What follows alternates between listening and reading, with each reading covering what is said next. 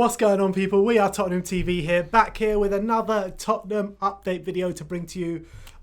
Quite a bit of news to talk about. Let's start off with the Premier League rule changes. Yeah, so the all 20 Premier League clubs had a meeting today in regards to next season, how VAR's going to be implemented, and obviously about the substitution rules going to next season. Obviously, we all know post-lockdown, the rules were changed so that we're allowed 5 subs for every game, and you're allowed unlimited substitutes, but that's now been reverted back. That's been changed, so that all Premier Leagues, all the Premier League clubs decided that it's now reverted back to 3 subs and 7 substitutes allowed on the bench, which I'm happy about in terms of 3 subs, but I don't see why limit the amount of subs you can have on the bench. I don't see why it shouldn't be unlimited. I think it allows youth, it gives more opportunities for youth academy products to be involved in the squad.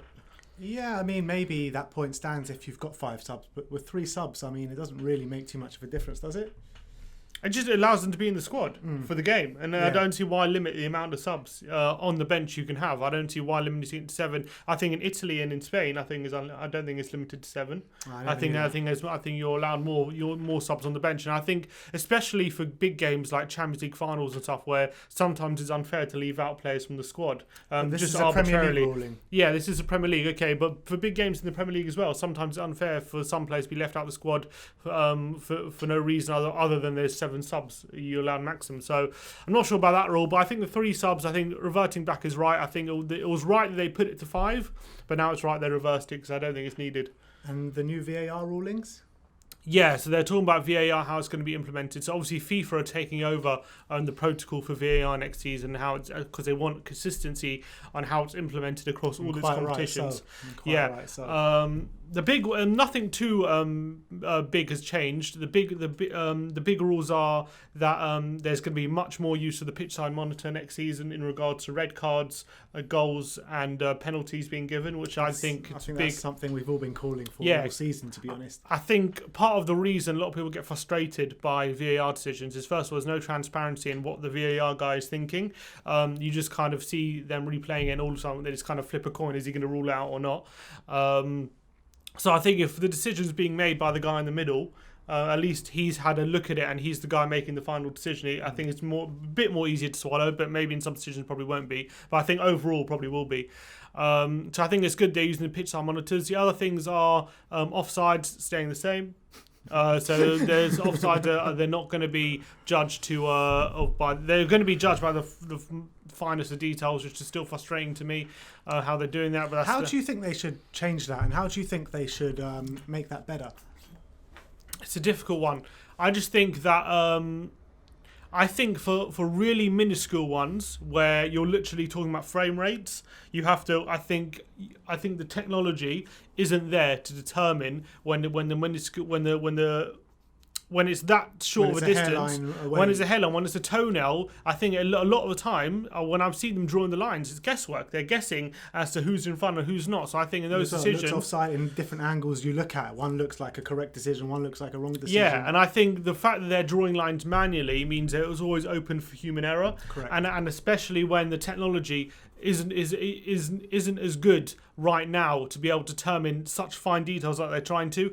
I think when it's that close, it's difficult to determine what determines that close, but I think when lines are touching like that, I think you just got to go with the on-field decision. I think that's the right thing to do. I think stopping the game for 5-10 minutes while these guys draw lines, and these lines can be manipulated. I'm sorry, the one which we got the benefit of against Sheffield United at home, that line could have been manipulated. That line could have been plenty of them throughout the whole season. Yeah. And the line could be a pixel the other way, either way, and that makes all the difference when you're drawing lines. Yeah. So I think a lot of the time they should just go with the on-field decision when it's that tight.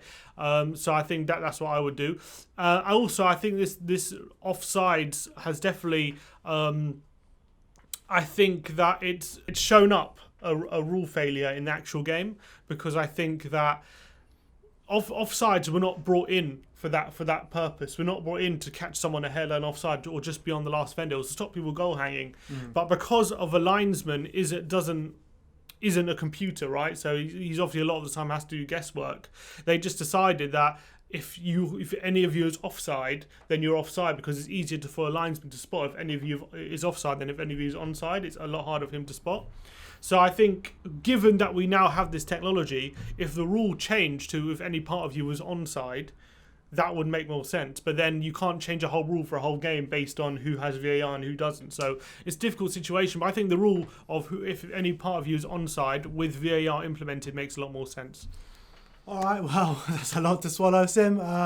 Let me know in the comment section below what you think of the Premier League rule changes, and let's move on and let's talk about that scum from down the road. Obviously, 55 redundancies, and then as well, they're about to announce a signing of a Willian. I think he's 31 or 32. He's 32 now. I think he's about to be 32, yeah. On a 3-year deal with an extension of 1 more year on about 150 grand a week, as well as Ozil's on 350 grand a week. To play Fortnite. What do you make of that? Yeah, I think it's pretty disgraceful, absolutely disgraceful, how Arsenal are laying off working class people who work for the club, and all so they can get someone like the overall wage of these workers doesn't even cover like a week of Ozil's wages.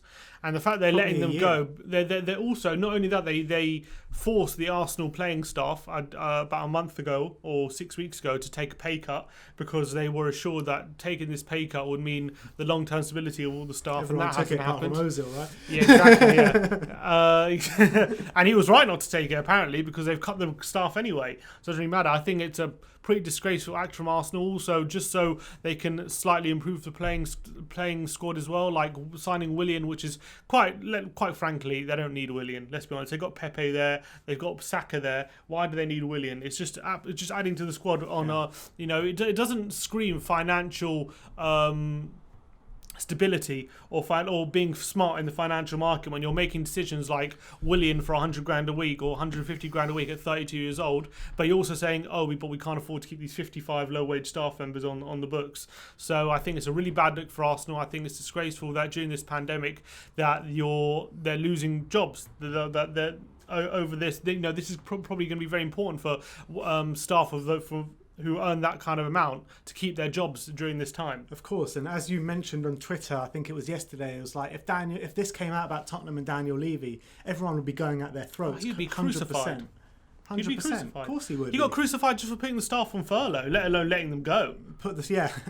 He probably got crucified for reversing that decision as well. Like, at least he had the decency to reverse it, and I think he was rightly criticised for putting them on furlough. But putting staff on furlough is nowhere near as bad as making them redundant, and that's exactly what Arsenal have done. And it really doesn't sit right with a lot of, especially Arsenal fans. I've seen a lot of Arsenal fans calling this out, and it doesn't sit right with everyone where Arsenal are claiming that they've had such a big hit financially that they can't afford to keep these 55 staff members on, yet they're giving Willian this big new contract at 32 years old when he's really not needed, and they're paying Ozil 350 grand a week to play Fortnite, and he hasn't made an appearance since lockdown. It's an absolute joke that now look, it's not Ozil's fault they're giving him this. I don't blame Ozil, whatever.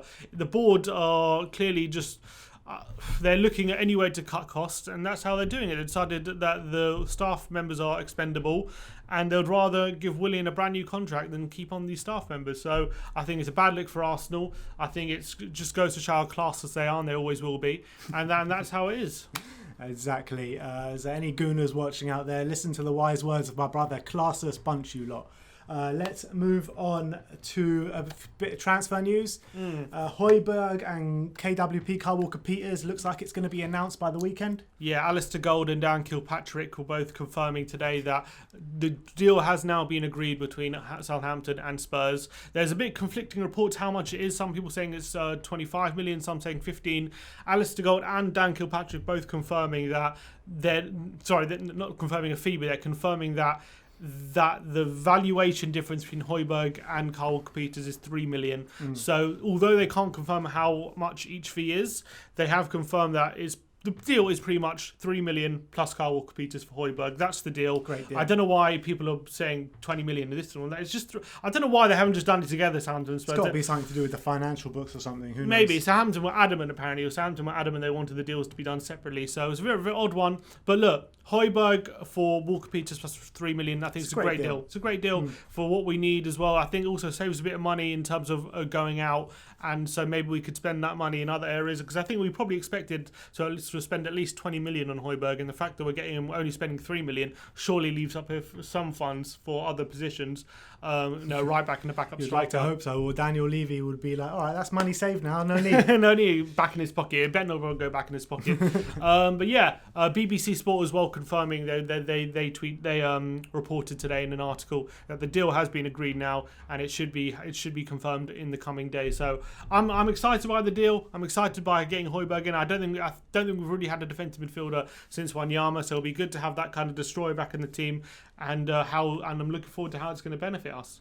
Yeah, and then usually, like the last couple of windows, we've actually got a transfer done quite early. Well, last one anyway, the Ndombele, we got it done quite early, and then we don't see any transfers done until like the last week. Are you expecting the same?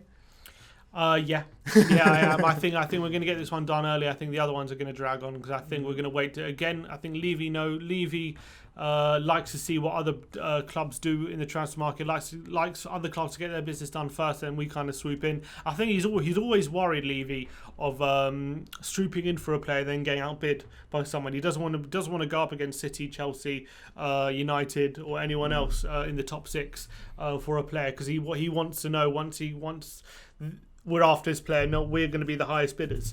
So it also gives us leverage. There was a great article in The Athletic the other day talking about Levy, how he's the best negotiator when he has leverage, but when he doesn't have leverage, then he gets found out of it.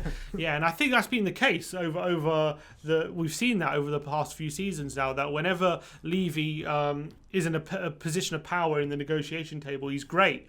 But when he thinks he has more power than he does, when the other team are able to walk away, then that's when Levy gets shown up, because they end up walking away a lot of the time, and we end up losing out on the deal. And they said that sometimes the best chairman, especially for the top clubs like City, they just for the last bit negotiations, sometimes they compromise a bit, but Levy is just not willing to compromise an inch, and that's the problem with him.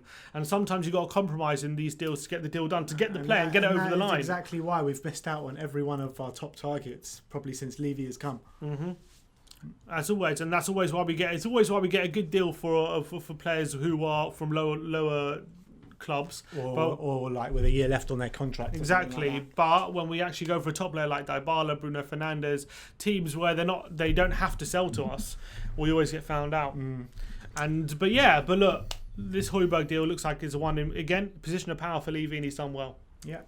Good on you, Daniel Levy, this time, but let's see what you can conjure up the rest of the window. Let's move on to some more transfer rumours, and it's Benrahma from Brentford. Absolutely sensational season, missing out on the Premier League last on the playoff final. Yeah, and he's 17 goals this season, I think it was. He's been an absolute revelation for Brentford this season, and he's been linked with us from multiple sources. Well, Darren Lewis from the Mirror, he's been a bit one saying that Spurs are very interested in Benrahma. He's saying West Ham are also interested, but they're prioritising other targets at the moment.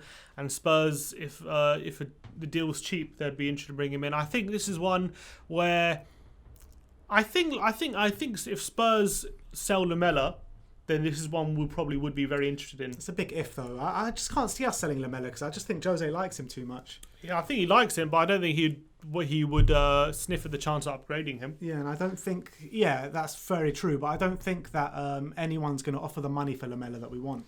I think if we were to sell Lamela for like between 10 and 15 million, and then sign Benrahma for between 15 and 20 million, that'd be good business. That probably represents good value business for Levy as well.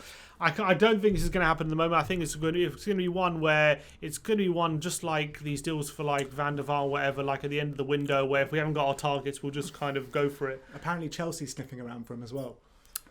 I don't know if that's going to happen. Yeah, they got Pulisic and Ziyech, exactly. So I don't see why he'd be. Well, maybe he could be a squad player there. He'd probably be a squad player us as well. I think you know, he's kind of one of those ones where Son will be starting and he'll play the last half an hour and so on, and he'll probably get a lot of minutes in Europa League. Look, I would love him at Spurs. I think he's got a lot of quality. I think he's really come on in the last couple of seasons. Last season he also got 10 goals, and this season 17. He's 24. He's fairly good age, and he does remind me a lot of Riyad Mahrez when he was in the Championship for that's Leicester. what I was saying. So I think some of the goals this guy scores absolutely incredible. I don't know if you saw his goal against Derby a few weeks ago, about 3 or 4 weeks before the end of the season. The guy, he just picks up the ball left hand side, cuts in, and then rockets them into the top corner like an L1 finesse. Absolutely amazing. But anyway, let's finish off with talking about Ledley King. He got confirmed today on Jose Mourinho's coaching staff. We brought you the news that it looks like he will be the guy coming in, and that's been confirmed today. Yeah, Spurs made the announcement on Twitter today. He comes with the title first team assistant. So he was replacing Formentinho. But isn't that Sacramento's? Isn't he the assistant? We can have more than one assistant, can't you? Yeah. So I think Sacramento's also the assistant. But yeah, it's great to have Ledley on board. It's great that he's confirmed as assistant manager now, or a first team assistant coach, or whatever he's titled. Oh, Ledley. Exactly, and I think the defenders are going to benefit a lot from his training. It's going to be brilliant when we play Aston Villa. You got Ledley King and John Terry on both the towers. That should be a lot of fun. Hopefully our fans back in the stadium by then to be able to enjoy that one. But yeah, Ledley, I think obviously he's a club legend. I think everyone around the club loves him. It's good that he's really getting stuck in the coaching now, not just being an ambassador. I'm looking forward to seeing how he performs. And Mourinho said, he gets on really well with Ledley, and they've had good interactions ever since Mourinho's come to the club. So it's good for Ledley to get on board, and hopefully if they've seen some potential in him to be a good coach, so that's why they brought him on. All right, so there you have it. That is the updates today. Let me know in the comment section below if you have any thoughts regarding anything that we mentioned today. Like, subscribe, and comment. And as always, come on, you Spurs.